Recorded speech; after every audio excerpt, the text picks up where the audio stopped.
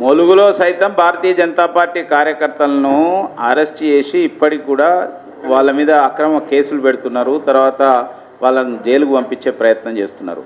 ఇప్పటి వరకు BJP office పైన రాడ్లతోని దాడి చేసినాక ఎవరిపైన చర్య తీసుకున్నారో చెప్పాలి ప్రభుత్వం. హోమ్ మినిస్టర్ కూడా ముఖ్యమంత్రి గారే కదా. ముఖ్యమంత్రి గారు ముందు ఏం చర్య తీసుకున్నారో చెప్పండి. అంటే ఒక జాతీయ రాజకీయ పార్టీ రాష్ట్ర కార్యాలయం పైన దాడి జరుగుతుంటే ఈ రాష్ట్రంలో శాంతి భద్రతలు ఉన్నట్టా అని మేము అడుగుతున్నాం. ఒకవేళ శాంతి భద్రతలు ఉన్నట్టు కనుక అయితే నువ్వు దాడి చేసిన వాళ్ళను ఎవరిని అరెస్ట్ చేసిండ్రు, ఇప్పటివరకు ఏం చర్య తీసుకున్నారు? ఉల్టా మా వాళ్ళ మీద కేసులు పెడతారా మీరు?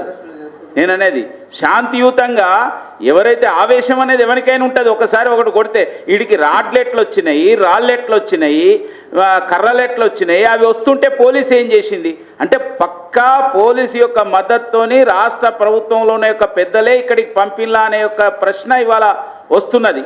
దానికి ముందు సమాధానం చెప్పండి.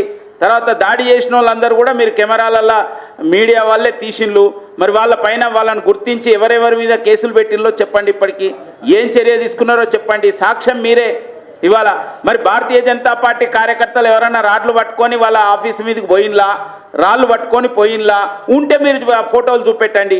మీ వాళ్ళు మా వాళ్ళని ఆపి పోలీసు వాళ్ళు ఆపి మీరు చింపుకున్నారు ఇవాళ. ఎందుకంటే దీని మీద డ్యామేజ్ అవుతున్నది కాబట్టి బీజేపీ ఆఫీస్ పైన చేసిన యొక్క దాడి మీకు ప్రతిష్ట దెబ్బతింటున్నది కాబట్టి దాన్ని ఎట్లా కోలుకోవాలని ఈ యొక్క కథ అల్లుతున్నారు మీరు ఇప్పటివరకు ఇక్కడికి వచ్చి ఈ దాడి చేయడం అంటే ఏమిటి? అది మామూలు కేసు కాదు, అది చాలా సీరియస్ కేసు.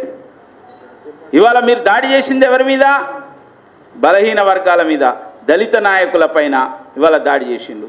అంటే ఇందిరమ్మ రాజ్యం అంటే ఇదేనా? ముఖ్యమంత్రి గారు చెప్పాలి.